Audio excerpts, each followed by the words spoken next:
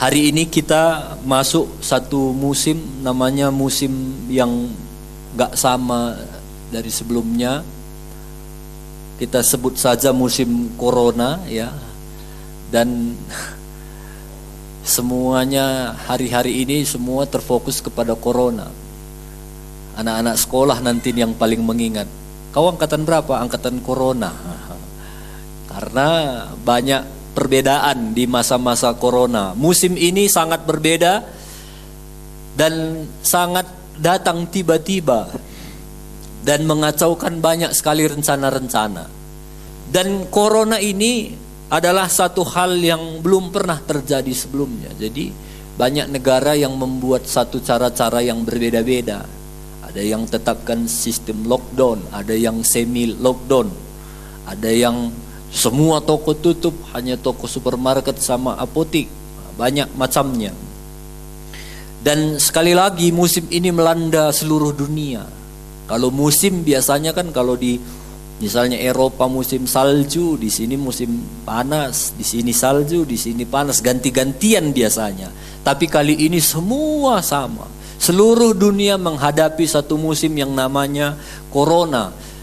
Dan ini sangat menimbulkan kepanikan, ketakutan, dan sampai sekarang kita belum tahu kapan ini berakhir. Dan musim ini memaksa kita untuk melakukan satu hal yang berbeda dari yang lainnya. Dulu bisa dibilang seumur hidup kita nggak pernah tes suhu tubuh kalau nggak sakit. Kecuali ke puskesmasnya. Sekarang kemana-mana suhu tubuh. Ke gereja pun suhu tubuh, ke hotel suhu tubuh. Nggak biasa, kemana-mana pakai masker. Dulu mompa pun kita nggaknya pakai masker. Ya lo wajib guapai. Sekarang mau nggak mau harus pakai masker. Dan dulu banyak orang banyak uangnya, biasa dia jalan-jalan ke luar negeri. Sekarang banyak pun uang kita mau ke luar negeri nggak bisa lagi. Ditutup semua bandara khusus buat orang-orang di beberapa negara. Pendidikan juga berubah sekali. Dulu 1 tambah 1 berapa, angkat tangan. Sekarang online di rumah. Banyak yang online, di atas baju sekolah, di bawah celana tidur. Karena gak kelihatan. Oh iya bu. Sistem berubah. Gereja juga banyak yang sekarang sudah live streaming. Saya kemarin disuruh khotbah di satu sekolah Jakarta. Jadi sekolahnya di Jakarta, saya bisa khotbah dari sini, nggak harus lagi ke Kuala Namu, terbang naik pesawat, bawa koper 3 hari di sana baru pulang, nggak harus lagi itu. Bisa Pak jadi pembicara. Sekolah kami di Jakarta bisa. Dikasihnya kodenya, tinggal saya masuk, saya khotbah di sini, dia di sana dengar di Jakarta.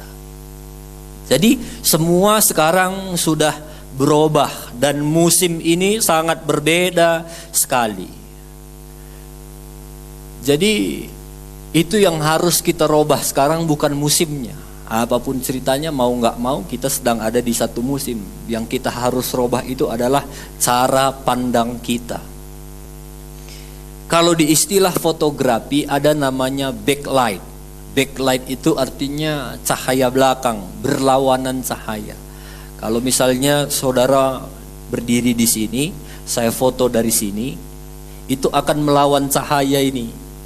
Kalau misalnya itu matahari, dia akan melawan karena dia tembak ke kamera ini, jadi objek yang mau saya foto jadi gelap.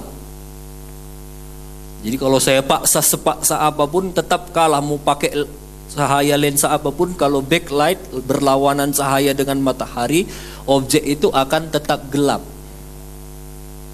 Sekarang yang harus saya robah, saya harus robah posisi saya. Saya harus dari sini foto, objeknya suruh pindah ke sana, saya foto, justru cahaya matahari itu akan membantu objek saya jadi tambah terang.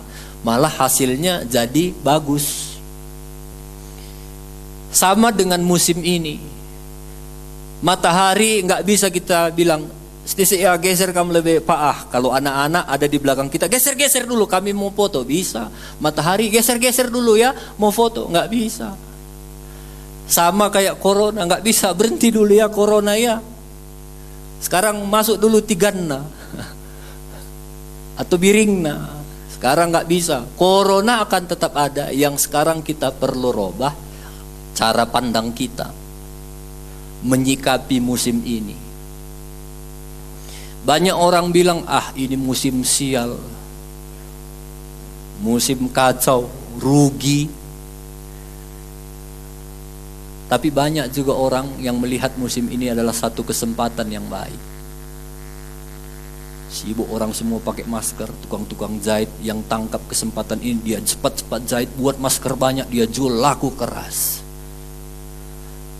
Hari ini gereja-gereja semua pakai live streaming, harus beli soundcard, ada istilahnya soundcard, beli kamera, tukang soundcard lihat, wah ini satu peluang, mereka ciptakan satu alat, berapapun harganya sekarang laku keras.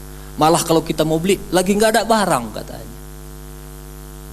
Banyak juga perusahaan-perusahaan bilang, aduh matilah kita, tutuplah perusahaan kita. Tapi ada orang-orang yang di balik masa ini mereka menangkap satu kesempatan. Puji Tuhan, ini kesempatan. Mereka buat alat tembak termometer, termogan. Dia ciptakan termogan. Sampai dulu pernah langka termogan. Masker langka. Jadi banyak orang melihat situasi ini tergantung cara pandangnya. Kalau dari sini dia lihat, ya bahaya pun, gelap ini. Tapi banyak orang, kalau gelap kita balik dari sini, wah ini terang. Mereka melihat peluang.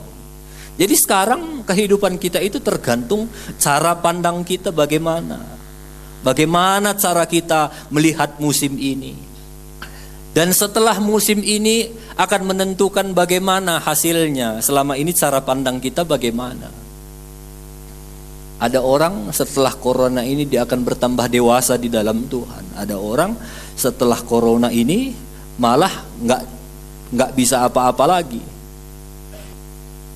Kita harus mengerti musim ini.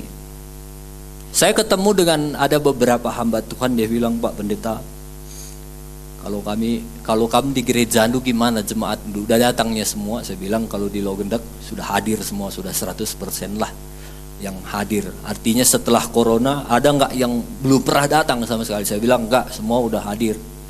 Kalau di gereja saya Pak, lalu cerita lagi yang lain, kalau di gereja kami ada Pak, sampai hari ini belum ibadah-ibadah. Padahal udah lama kami beribadah, sampai hari ini mereka belum ibadah, alasannya corona Pak. Padahal ke pesta dia, ke pajak dia, alasannya corona. Itu tadi cara pandang membuat akhirnya seseorang itu bisa berbeda. Ada orang yang bilang corona ini adalah badai. Kalau kita berbicara badai, Yesus pernah menghadapi 2 kali lah minimal ditulis di Alkitab itu ada badai.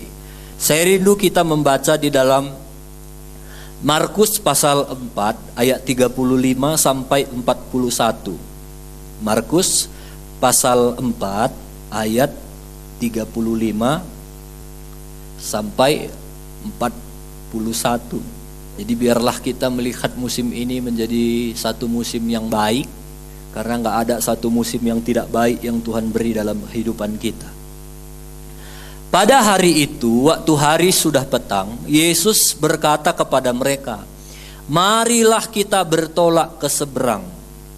Mereka meninggalkan orang banyak itu lalu bertolak dan membawa Yesus beserta dengan mereka dalam perahu di mana Yesus telah duduk, dan perahu-perahu lain juga menyertai dia. Lalu mengamuklah taufan yang sangat dahsyat dan ombak menyembur masuk ke dalam perahu sehingga perahu itu mulai penuh dengan air. Jadi satu kali Yesus ajak murid-murid, yuk kita jalan. Lalu Yesus naik perahu, mereka jalan. Tiba-tiba di tengah perjalanan datang ombak, datang badai, datang tofan. Dan murid-murid mulai kewalahan karena air sudah mulai masuk perahu. Mereka udah sibuk, gimana ini? Dan mereka berpikir kita dalam bahaya. Ayat 38. Saat sedang murid-murid dalam keadaan bahaya, tapi ada satu orang yang santai-santai. Pada waktu itu Yesus sedang tidur di buritan di sebuah tilam. Maka murid-muridnya membangunkan dia dan berkata kepadanya, "Guru, engkau tidak peduli kalau kita binasa?" Yesus tidur nyenyak. Kenapa saya bilang dia tidur nyenyak? Karena firman Tuhan bilang murid membangunkannya. Kalau Yesus nggak nyenyak, kalau udah ombak kapal, udah pasti dia nggak bisa tidur. Tapi karena dia nyenyak, nggak terasa ombak itu. Lalu Yesus dibangun. Yesus, bangun, bangun. Saya percaya kenapa Yesus bisa tidur nyenyak. Karena Yesus lebih besar dari badai itu. Badai itu tidak mempengaruhi Yesus. Bayangkanlah kalau Yesus terpengaruh badai. Bangun-bangun sih. Gimana ini Yesus? Gimanalah kita bikin? Gimanalah kita bikin? Kata Yesus. Aku pun gak ngerti lagi. Jadi gimana? Ya gak tahulah aku, katanya. Wah, jadi rame. Yesus kenapa dia tidur? Karena dia lebih besar dari badai. Dia memiliki damai sejahtera. Makanya dia bisa tidur di tengah badai pun. Dan ada berita baik. Waktu Yesus naik ke sorga, damai sejahtera itu tidak dia bawa, tapi dia tinggalkan di bumi ini. Yohanes 14 ayat 27. Damai sejahtera ku tinggalkan bagimu, damai sejahteraku kuberikan kepadamu. Dan apa yang kuberikan tidak seperti yang diberikan oleh dunia kepadamu. Jangan gelisah dan gentar hatimu. Jadi dari ayat ini bahwa dunia juga bisa memberi damai sejahtera. Tapi damai sejahtera yang kuberikan kepadamu, kata Tuhan, itu beda dengan damai sejahtera yang dunia berikan. Damai sejahtera yang dunia berikan ini sering sekali tergantung situasi. Kalau semuanya baik, kita damai, senyum. Tapi waktu ada masalah, kita berjut. Itu damai sejahtera dunia. Waktu bulan muda, haleluya. Tapi udah tanggal 10 ke atas, dipengaruhi keadaan. Itu damai sejahtera. Waktu tanam-tanaman kita bawa ke pajak, mahal pula, banyak pula kita tanam. Wah, pulang dari pajak sukacita kita, haleluya. Biasa gak pernah nyapa ke gereja ini, sampai di depan gereja, mana om? Om, Copin, Noki pun disapa. Giliran mahal, giliran murah, lewat dipengaruhi oleh situasi. Kalau semua baik, sepertinya dari mulut kita ini mau keluar saja ucapan syukur. Oh shalom, bertemu dengan orang pun biasa gua peran ini shalom. Kena senggol pun, oh darah Yesus. Semua yang rohani keluar kalau keadaan baik. Tapi kalau enggak, wah tak apa yang keluar. Tak apalah, itu enggak usah saya sebutkanlah. Orang itunya, bukankah maksudku? Jadi dunia itu bisa juga memberi damai sejahtera. Tapi bukan seperti itu damai sejahtera yang Tuhan berikan. Paulus juga pernah singgung model damai sejahtera yang Tuhan berikan ini. Dalam Filipi pasal 4 ayat 6 sampai 7. Filipi pasal 4 ayat 6 sampai 7. Janganlah hendaknya kamu khawatir tentang apapun juga, tetapi nyatakanlah dalam segala keinginanmu kepada Allah dalam doa dan permohonan dengan ucapan syukur. Damai sejahtera Allah yang melampaui segala akal akan memelihara hati dan pikiranmu dalam Kristus Yesus. Jadi damai sejahtera yang Allah berikan itu melampaui akal manusia. Waktu badai goyang kapal itu, orang-orang semua panik. Tapi Yesus bisa tidur nyenyak. Itu kan gak masuk akal itu. Itulah damai sejahtera yang Allah berikan, yang Allah tinggalkan buat kita. Dalam badai pun kita bisa tidur nyenyak. Dalam badai pun kita bisa tetap bersuka cita. Enggak ada pun uang dulu. Wah, puji Tuhan, sukacita. Itu damai sejahtera dari Tuhan. Dunia enggak bisa kasih begitu. Dunia ada uang, abang sayang, itu damai sejahtera dunia. Kalau nggak ada uang, abang melayang. Kalau ada uang, semua kita rasa baik. Kalau nggak ada uang, semua kita rasa pandangan. Itu damai sejahtera dunia. Tapi kalau damai sejahtera yang Tuhan berikan, itu di luar akal manusia. Jadi Yesus tidur. Yang pertama, kenapa Yesus tidur? Karena Yesus percaya sama kemampuan murid-muridnya. Yesus itu kan Yesus yang luar biasa. Dia tahunya kemampuan murid-muridnya bisa menyeberang. Makanya diajak nyebrang, lalu Yesus tidur. Karena Yesus tahu kemampuan murid-muridnya, maka dia tidur. Tapi sering sekali kita sama kayak murid-murid, kita nggak sadar kemampuan yang Tuhan berikan dalam hidup kita. Luar biasa. Bilang kiri kanan, Yesus percaya kok sama kamu, bilang. Kadang kita yang gak percaya sama Tuhan dan gak percaya pada diri kita sendiri. Murid-murid juga begitu. Yesus percaya sama murid-murid. Murid-murid itu sanggup menghadapi badai dan sanggup bawa Yesus sampai ke seberang. Tapi waktu ada badai, murid-murid gak percaya lagi sama Yesus, bahkan gak percaya sama dirinya sendiri. Sampai dia bangunin Yesus, Yesus, masih bisakah kau tidur? Kau lihat ini, kau gak peduli ya? Kalau kita ini mau binasa. Murid-murid mulai mempertanyakan karakternya Tuhan. Ini yang iblis suka. Waktu kita menghadapi badai, kita mulai bertanya karakter Tuhan. Tuhan, pedulinya kau sama aku? Wah, iblis senang sekali itu. Tuhan, adanya kau. Padahal beberapa minggu lalu kita udah belajar karakter Tuhan. Yesus itu setia. Yesus itu peduli. Yesus sama dulu, sekarang, selama-lamanya. Nggak pernah berubah. Kalau dia sayang sama kita dulu dan kita tahu dia mau mati buat kita, sampai sekarang Yesus sayang. Sayangnya murid-murid nggak paham itu. Waktu dia lihat badai lalu Yesus tidur, Yesus sepertinya nggak peduli. Yesus, kau nggak peduli. Kau biarkan kami binasa. Wah, iblis senang dia. Jadi jangan pernah mempertanyakan karakter Tuhan. Hati-hati, karena itulah kesukaan iblis. Apapun ceritanya, Tuhan tetap sayang sama kita. Tuhan tetap peduli, Tuhan tetap setia.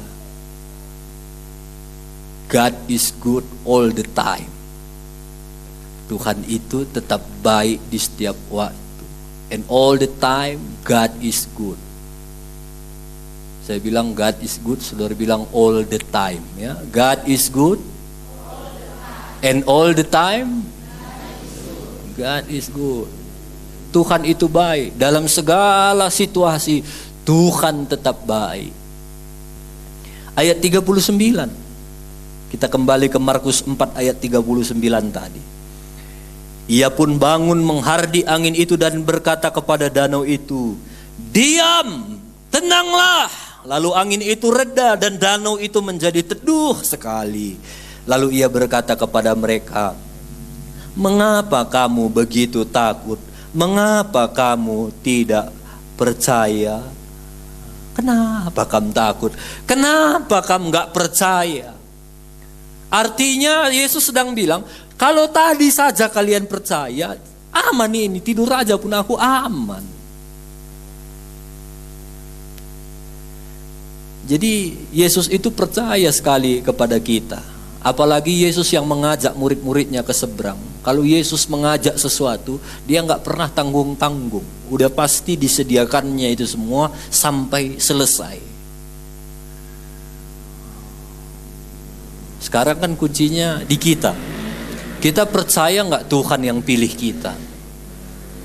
Kalau saudara percaya Tuhan yang pilih saudara, Tuhan yang akan menyertai kita.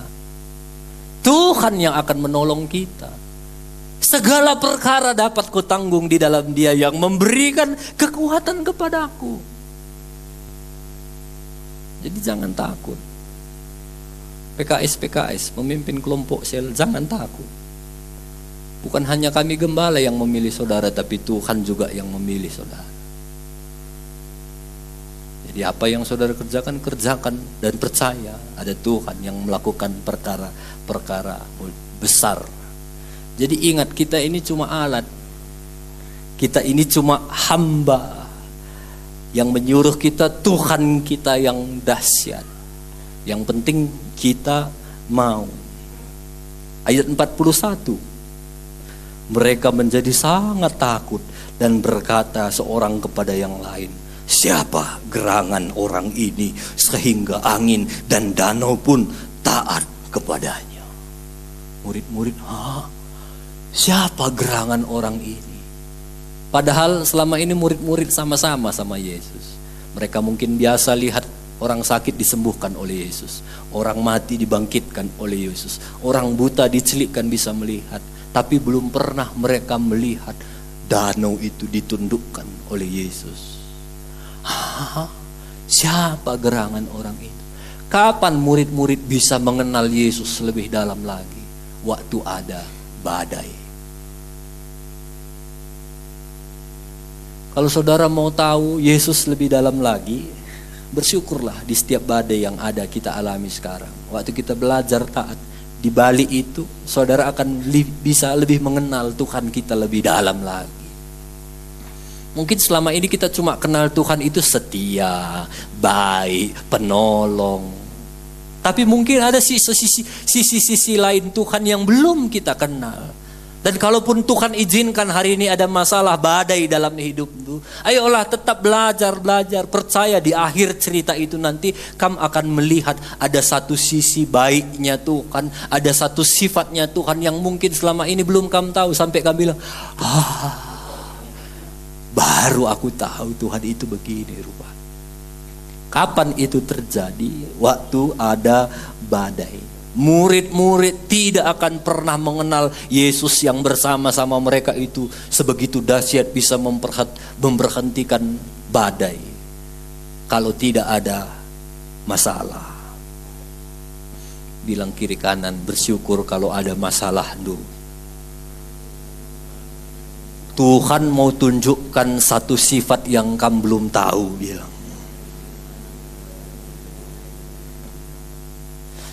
Ada satu cerita lain di dalam Markus pasal 6 ayat 45 sampai 51. Ini cerita lain tapi mirip-mirip dari cerita yang sebelumnya. Markus pasal 6 ayat 45 sampai 51. Sesudah itu Yesus segera memerintahkan murid-muridnya naik ke perahu dan berangkat lebih dahulu ke seberang ke Betsaida. Sementara itu ia menyuruh orang banyak pulang. Setelah ia berpisah dari mereka, ia pergi ke bukit untuk berdoa. Jadi ini ceritanya sedikit berbeda. Tadi, yuk kata Yesus, lalu Yesus naik perahu, mereka pergi. Sekarang ceritanya beda, kalian duluan ya. Mungkin Yesus udah buat rencananya, nanti kalian sampai di seberang, minum kalian dulu di kedai kopi Silitonga di seberang Danau Toba sana ya. Banyak kalian nanti minum, tunggu aku doa dulu ke bukit. Yesus suruh mereka pergi, Yesus naik ke bukit dan berdoa. Jadi Yesus nggak ada di perahu mereka itu. Ayat 47. Ketika hari sudah malam, perahu itu sudah di tengah danau. Sedang Yesus tinggal sendirian di darat. Ketika ia melihat betapa payahnya mereka mendayung karena angin sakal, maka kira-kira jam 3 malam ia datang kepada mereka, berjalan di atas air dan apa? Ia hendak melewati mereka. Aneh nggak ini? Murid-murid Yesus lihat lagi sibuk menghadapi angin sakal. Yesus mau datang bukan mau nolong. Yesus mau datang hendak melewati mereka. Kenapa ini bisa terjadi? Berarti ada sesuatu yang Yesus mau ceritakan di sana. Kok ada murid-murid menghadapi badai, Yesus bukan datang mau menolong, tapi Yesus mau sengaja melewati. Ini yang saya kadang-kadang suka di Alkitab ini, ada beberapa cerita yang mirip-mirip. Ada Yesus memberhentikan badai, tapi ada juga Yesus mau melewati badai. Ada Yesus memberi 5.000 orang dengan 5 roti dan 2 ikan. Lalu kenyang, sisa 12 bakul. Tapi di cerita lain ada juga Yesus memberi makan 4.000 orang. Dengan hanya, kalau saya nggak salah, 7 roti dan beberapa ketul ikan. Sisa pula 7 bakul. Ini kan mirip-mirip ini ceritanya. Kenapa ini bisa diulang-ulang? Saya mulai berpikir jangan-jangan waktu itu, yang pertama waktu Yesus mengusir, waktu membilang badai diam tenang, Yesus sedang menunjukkan bahwa itu aku sama murid-murid. Dan waktu yang kedua Yesus nggak sama mereka, mungkin Yesus sedang kasih simulasi atau ujian sama murid-murid. Kalau nanti misalnya ada badai, gimana ya respon murid-murid? Dan bisa jadi ya. Bisa jadi kan Yesus pengen lihat gimana nanti respon orang itu. Dia mau lihat-lihat aja.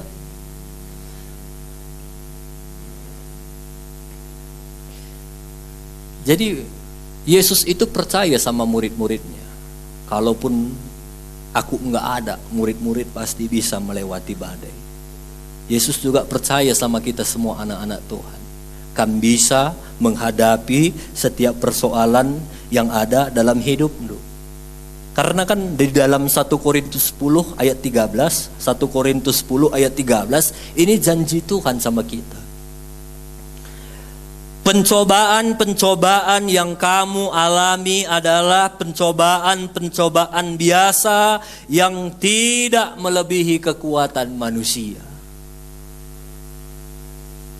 Dompet tipis yang kamu alami ialah dompet-dompet tipis biasa yang tidak melebihi kekuatanmu. Sakit penyakit yang kamu alami sekarang itu adalah penyakit biasa yang tidak melebihi kekuatan manusia. Masalah rumah tanggamu itu masalah biasa. Itu tidak akan melebihi kekuatan manusia. Sebab apa? Ini yang perlu kita tanam kuat di dalam pikiran kita. Sebab Allah setia. Sama-sama katakan Allah setia. Dan karena itu Dia tidak akan membiarkan kamu dicobai melampaui kekuatanmu. Tuhan gak akan pernah izinkan kita jemaat Tuhan dicobai melampaui kekuatan kita. Gak akan pernah. Ini janji Tuhan. Artinya ya kalau goyang-goyang sedikit biasa kata Tuhan. Masuk air sedikit ke dalam perahu biasa. Jatuh lecet biasa. Tapi ingat janji Tuhan, Dia tidak akan pernah membiarkan kita sendiri. Dia gak akan pernah memberikan masalah itu melebihi kekuatan kita. Kenapa kadang-kadang kita bilang gak kuat lagi aku Tuhan, gak mampu. Itu perasaan kita saja itu. Kalau udah ada masalah Tuhan izinkan dalam hidupmu, berarti Tuhan rasa kamu udah sanggup. Hadapi. Pada waktu kamu dicobai, Ia akan memberikan kepadamu jalan keluar sehingga kamu dapat menanggungnya. Jadi waktu kita dicobai, artinya dari ayat ini Tuhan itu gak melarang kita dicobai. Artinya gak pernah janji Tuhan kalau kamu ikut aku gak ada lagi cobaan, gak pernah. Justru firman Tuhan bilang kalau kamu dicobai Tuhan akan berikan jalan keluar sehingga kita dapat menanggungnya. Masalah kita kan kadang-kadang terlalu alay, terlalu lebay. Ada satu bapak, ada satu batu 500 kilo. Setengah ton. Lalu si bapak itu bilang sama anaknya, nakku dorong dulu batu itu 500 kilo. Anaknya belum dorong, enggak bisa lah bapak, enggak kuat aku, kata anak. Bapaknya bilang, siapa rupanya suruh kau geser? Kan bapak suruh kau dorong. Sama dalam hidup kita, Tuhan seringkali begitu. Hadapi masalah. Tuhan enggak suruh kita geser masalah, hadapi. Waktu kita hadapi, itu akan, kalau ini batu tadi, waktu kita sorong, itu akan membentuk otot-otot kita. Dan kalau itu memang tergeser, kita akan tergeser. Kalau enggak, ada Tuhan yang janji, aku akan memberikan kekuatan kepadamu. Enggak akan pernah ku kasih kau masalah melebihi kekuatanmu, kata Tuhan. Jadi kalau ada pun masalah sekarang, itu tidak akan pernah melebihi kekuatanmu. Kita kadang-kadang kan gitu ya, di mana kau Tuhan? Nggak sanggup lagi aku. Sama kayak cerita yang di pantai itu. Satu kali ada 2 orang berjalan di pantai, 1 orang manusia dengan 1 orang Yesus. Lalu waktu kita berjalan di pantai, aku melihat ke belakang, di belakang ada 2 pasang tapak kaki, kata orang itu. Waktu aku berjalan sama engkau Yesus, aku suka cita, tawa-ketawa. Lalu aku lihat lagi ke belakang, ada 2 pasang lagi tapak sepatu. Tapi tiba-tiba waktu ombak badai datang dari pantai itu, waktu kita jalan di tepi pantai, ombak itu menghantam kita duanya. Waktu ombak itu menghantam kita, aku basah kuyup kena badai. Dan waktu itu aku bersusah payah berdiri.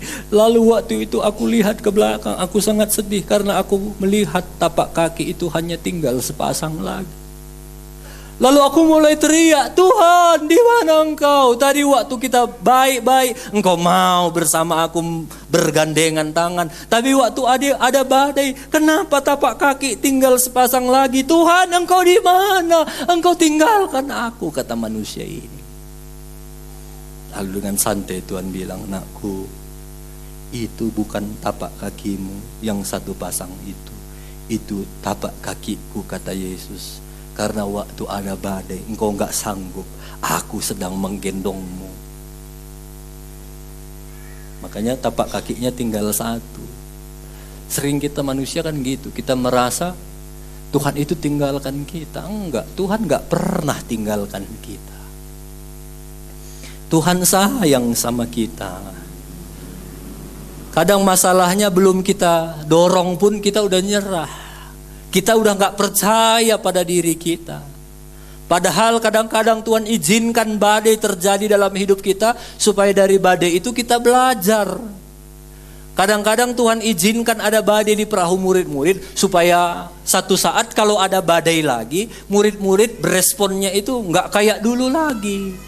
Nggak amangoi gitu. Sekarang justru apa yang mereka belajar sama dengan hidup kita. Tuhan berharap waktu kamu menghadapi masalah, nanti waktu ada masalah berikutnya, Tuhan Yesus itu berharap, dulu pun Tuhan tolong ya, sekarang juga pasti Tuhan tolong. Harus gitu.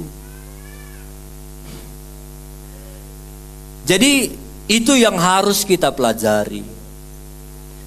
Jalan keluar itu selalu Tuhan sudah berikan kepada kita.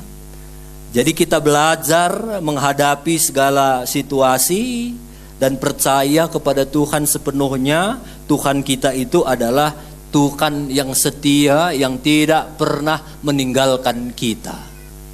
Jadi percaya itu ya, semua kita jemaat ada Tuhan yang setia yang selalu menolong kita. Saya selalu cerita tentang monyet dan singa itu.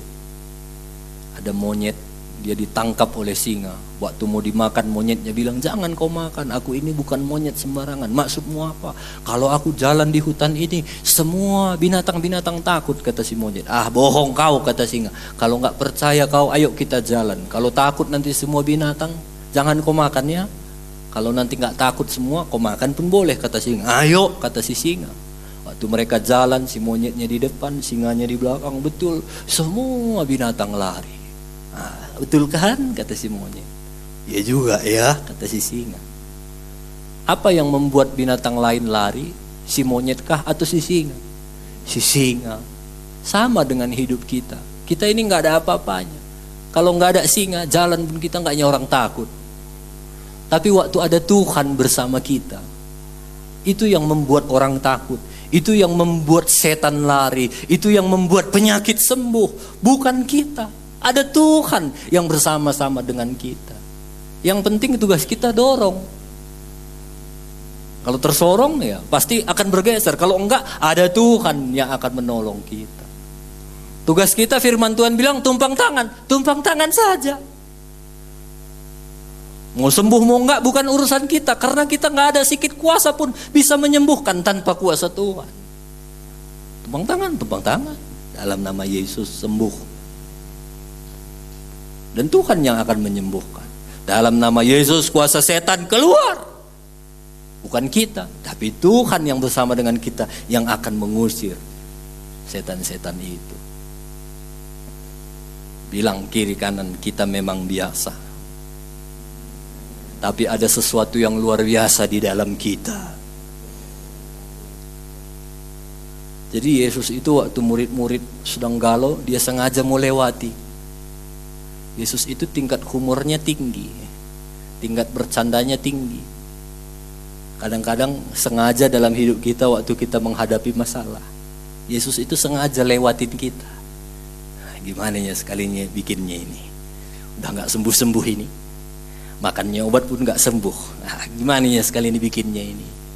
Datang pula pendeta, datang ke rumah, dalam nama Yesus sembuh. Pulang gak sembuh-sembuh juga. Gimana ya sekali bikinnya ini. Yesus kadang sengaja melewati kita, mau cek respon kita.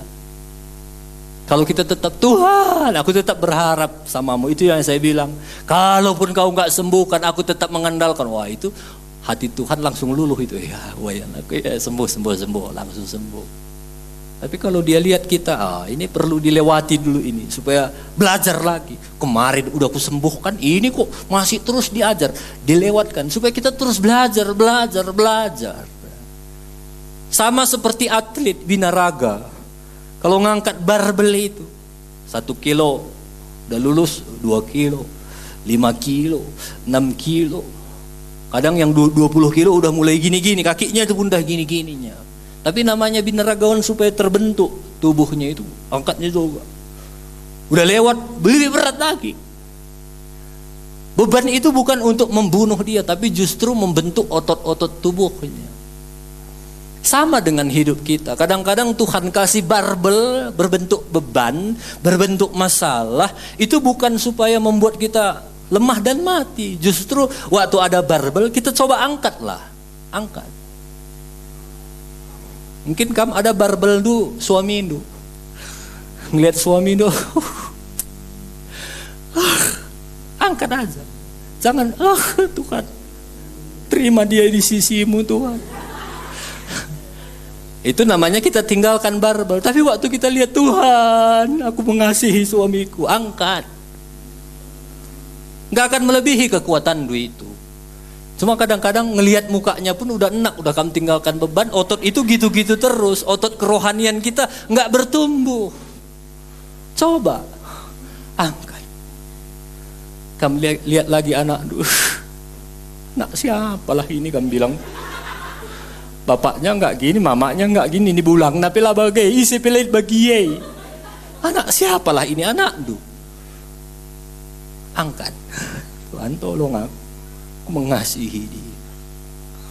Itu akan membuat otot itu bisa kuat, kerohanian itu kuat. Waktu ada masalah-masalah gitu lagi, gampang kamu.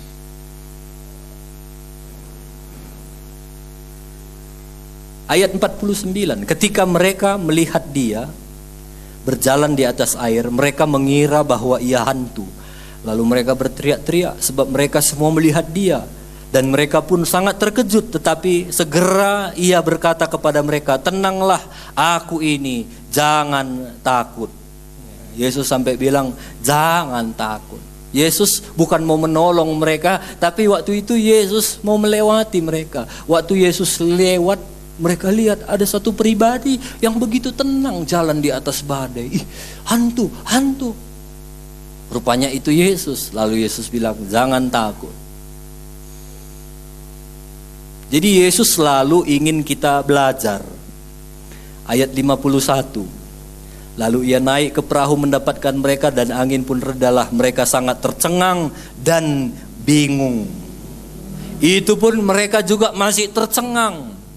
Selama ini mungkin mereka menganggap Yesus penyembuh, Yesus hebat. Tapi belum pernah mereka melihat Yesus berjalan di atas air. Tapi waktu lihat Yesus berjalan di atas, ternyata Yesus punya satu sisi yang berbeda lagi. Ternyata Yesus kita ini bahkan bisa jalan di atas air. Kapan itu mereka bisa tahu? Waktu ada badai. Jadi waktu ada badai itu, bersyukurlah, cobalah angkat badai itu. Maka waktu kamu angkat, ada Tuhan yang akan menolong kamu. Kalau enggaknya kamu angkat, untuk apa Tuhan tolong kamu? Kamu lihat suami itu, jam, mana bisa Tuhan tolong? Tapi waktu kamu lihat mukanya itu, kamu angkat gitu, Tuhan nggak sampai hati lihat kaki ini gemetaran. Nah, aku kasihnya kamu kekuatan, menang. Tapi kalau nggak apa yang mau ditolong? Kapan kita perlu kekuatan? Waktu kita berat mengangkat sesuatu. Bilang kiri kanan, coba angkatlah kawan, bilang. Jangan marah-marah, coba angkat.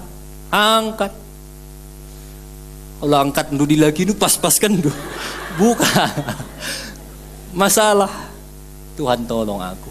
Belajar hadapi masalah, belajar dorong masalah. Sampai satu saat otot-otot rohani kita akan terbentuk. Yang pertama, ya ada 3 hal yang hari ini kita belajar. Yang pertama, Tuhan Yesus, Dia percaya kemampuan kita. Itu harus kita pahami kuat. Tuhan itu percaya sama kita. Yang menjadi masalah sekarang, kenapa kita kurang melihat bagaimana mujizat-mujizat, karena belum kita sorong pun nggaknya aku sanggup. Waktu kami sorong, disitulah kami akan melihat kuasa Tuhan. Jadi belajar. Yang pertama ini, Tuhan percaya pada kemampuan kita. Yang kedua, jangan pernah ragukan karakter Tuhan. Jangan pernah ragukan. Apapun badai yang kamu alami, jangan pernah bilang Tuhan gak lagi sayang sama aku, Tuhan gak peduli sama aku. Tuhan gak begitu. Kasih Tuhan gak akan pernah berubah. Orang dunia yang selalu bilang, kadang kan orang pandangan dunia, kalau saya bisa kasih nilai, ini uang 100.000. Uang ini, kalaupun ini jatuh, nilainya tetap 100.000. Kalaupun uang ini dilecak-lecak begini, nilainya tetap 100.000. Kamu belanja di kedai sini di Alfamart, ini tetap nilainya 100.000. Walaupun kadang-kadang kotor gini, kadang-kadang ya kotor, nilainya tetap 100.000. Sama dengan hidup kita. Nilai kita di hadapan Tuhan tetap sama, berharga, seharga darah Yesus.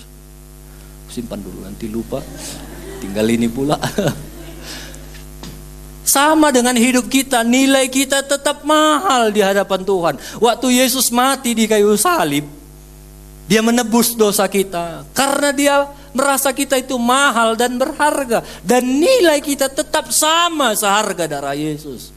Banyak orang ditipu oleh iblis. Waktu dia jatuh dalam dosa, iblis bilang, enggak lagi 100.000 hargamu, tinggal 90.000. Datang kita, iya.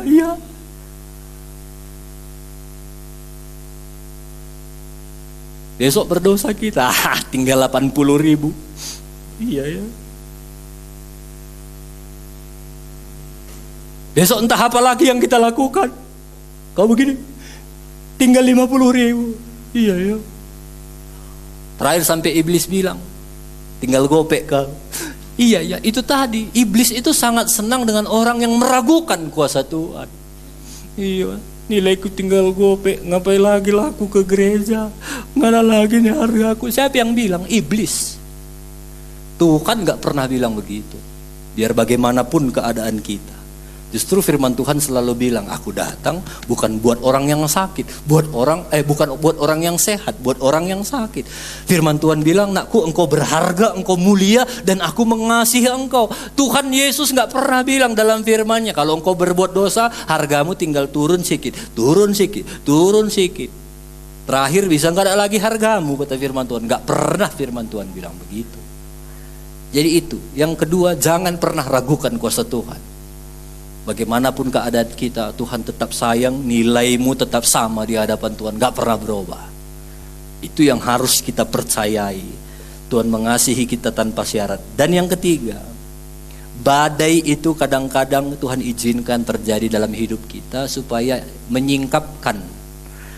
Di balik itu ada sifat-sifat Tuhan yang Tuhan mau tunjukkan sama kita, yang kita sampai hari ini belum pernah tahu itu. Oh, gini ya.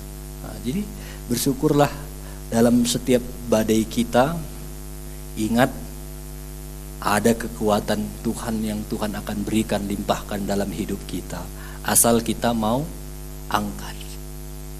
Kalau enggaknya kamu angkat kan enggaknya perlu kamu kekuatan. Tapi waktu mau diangkat berat kamu rasa, itu di situ kita perlu kekuatan. Tuhan memberkati kita semua.